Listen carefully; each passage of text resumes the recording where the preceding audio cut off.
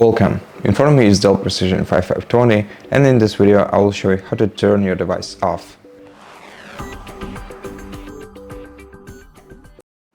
So you have several ways to do that.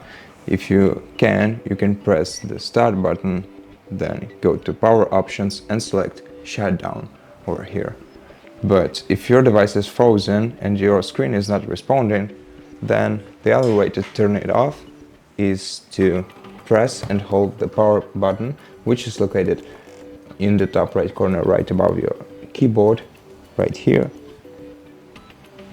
So you just have to press and hold it for a while, for about 5 seconds.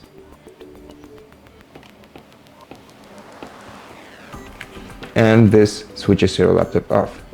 But if your device doesn't want to turn off this way, then the only thing you can do in this case is to unplug the charging cable and wait for your device to discharge.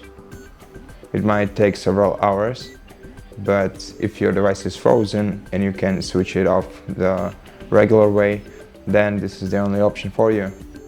And I hope this video helped you, and if it did, please consider subscribing to our channel, leave us a like and a comment below, and I'll see you in the next one.